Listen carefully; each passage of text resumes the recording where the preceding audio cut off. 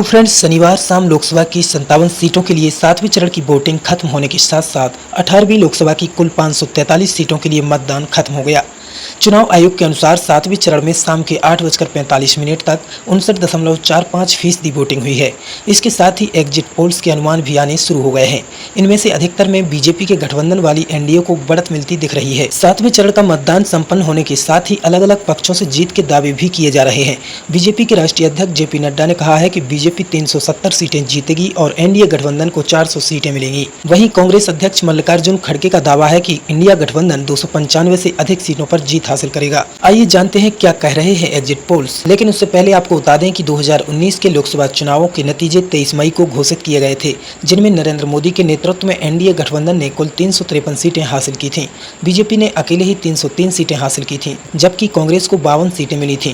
कांग्रेस नेतृत्व वाले यूपीए गठबंधन को 92 सीटें हासिल हुई थीं। वहीं 2014 में मोदी लहर के कारण बीजेपी को 282 और एनडीए को 336 सीटें मिली थीं।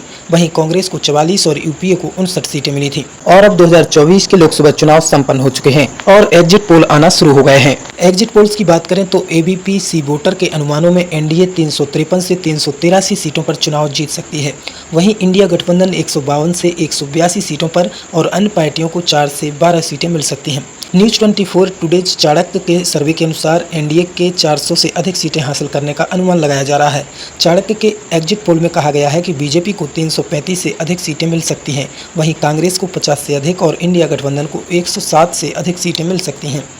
इंडिया टीवी के एग्जिट पोल्स में एनडीए को 371 से 401 और कांग्रेस को 109 से 139 सीटें मिल सकती हैं। वहीं अन्य पार्टियों को 28 से 38 सीटें मिल सकती हैं। रिपब्लिक टीवी PMARQ मैट्रिज के एग्जिट पोल में एनडीए को बड़ी बढ़त मिलती दिख रही है।